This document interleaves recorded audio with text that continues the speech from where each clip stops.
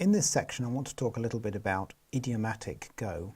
If you've looked at Go programs, you will have noticed that they all look very similar. And there are a couple of reasons for this. I think one of them is, of course, the Go format tool, which forces a certain coding style, which, of course, is actually based on the language itself, which has certain restrictions. And the other one is that the language is fairly small. It has a fairly small number of keywords, for example, and that people quickly learn the entire language. And on top of that, there is a certain idiomatic Go which you'll see in the packages, particularly in the standard packages and written by other people. Now, obviously some of that is enforced by Go format, but some of it is also up to the programmer. And I think it's useful to talk about a few things you'll see in well-written Go. One particular thing you'll see is an attempt to keep the main flow of code at the lowest level of indentation. Sometimes that doesn't happen, and it can make code very difficult to read. For example, let's look at something which is going to run through a sequence of do something and then otherwise get an error. So it's not uncommon to see people do something like this. Let's suppose we're going to open a file, so let's just look at this guy. So we're going to open up a file and it returns a file and an error. So we're going to do something like this. We're going to say os.open some file, and if everything's all right, then, well, actually often you'll do this. If everything's gone wrong, then we're done. Otherwise everything's all right, and then we're going to start doing something with f.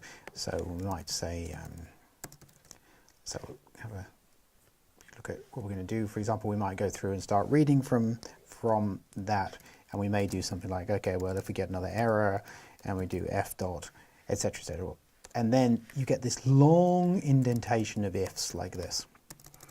This is definitely not idiomatic Go. What we typically see here is the reason people do this is because of the scope of f. They've done this declaration here, and then f, of course, is not valid outside of this block. And so then they get tempted to make a long chain of else's. In idiomatic Go, what you would do is completely different. You would say here, you would declare that,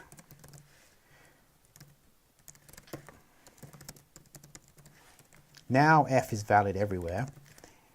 Your error return happens like this. So if anything goes wrong, you immediately are returning and giving up or logging in error, whatever is appropriate. And then you use f here.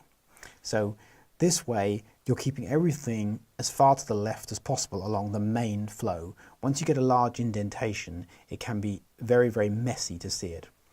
Another thing you sometimes see is a sequence of ifs where you could be better to use a switch statement. So you might see something like this. So there's some value n, which is an integer, and you say, if n is less than 0, then, we do something else. If n is greater than 0, then do something else, if n is equal to 0. And this is relatively easy to read, but a switch statement is even clearer if you look at it like this.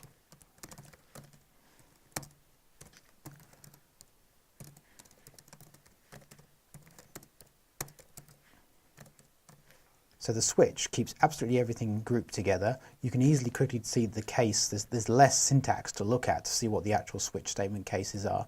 So if you find yourself writing a long chain of if, blah, blah, blah, use a switch statement instead. These will fall through in exactly the same way that the else operates, in the sense that if this case doesn't apply, the next one will, the next one will, the next one will.